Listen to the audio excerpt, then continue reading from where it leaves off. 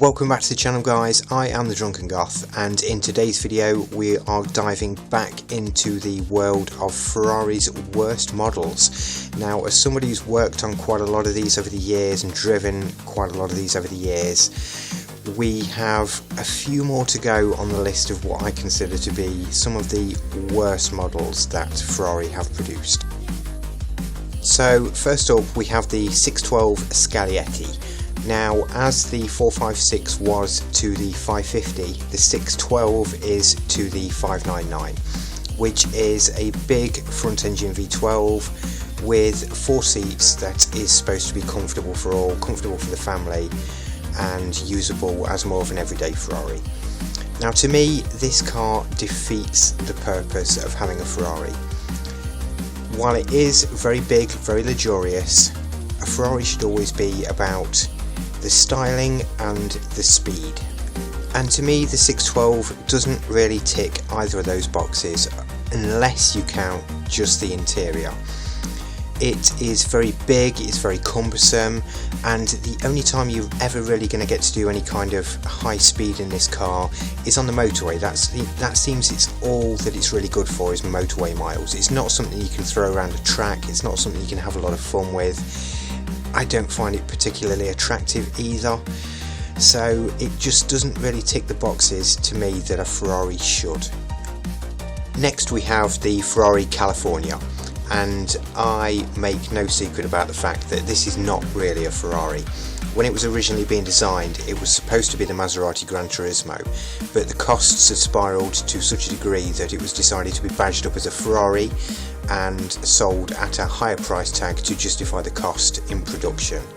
Now, this is very obvious when you see the styling of it next to a Maserati Gran Turismo. It's got all the same lines and it is pretty much exactly the same underneath. So my biggest argument with this model is, why not buy a Gran Turismo? Why not pay the cheaper price tag and have exactly the same car and just the amount of fun as you would have without paying the premium?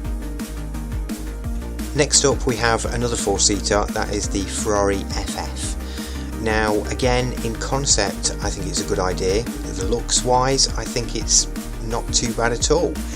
My problems with this car come to the mechanical side of things.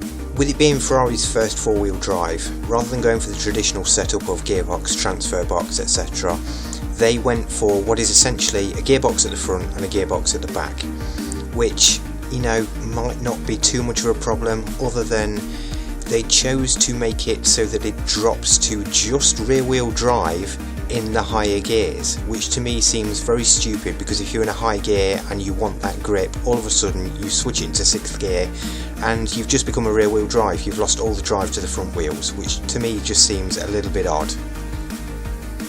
Finally we have the Ferrari 348, which isn't particularly a bad car, and I do like them. They just have a lot of stupid issues, from the odd position of the door handle, the door press button, which can be a bit awkward to get at, to when they were first produced they found that the front ends were not very grippy. Ferrari's solution being to have a balsa wood splitter bolted to the front to try and give it a bit more grip, and stuff like the grease filled dual mass flywheel at the back with the bell housing located on the back of the gearbox and directly next to the exhaust, so that it invariably always cooks the grease. So it just seems that they tend to have a lot of stupid issues when they could have been a little bit more designed, and they could have been a great car rather than just a good car. Well, that is it for today's video guys. If you enjoyed the video, please drop a like on it, please subscribe to the channel, and I will see you all on the next one. Bye bye.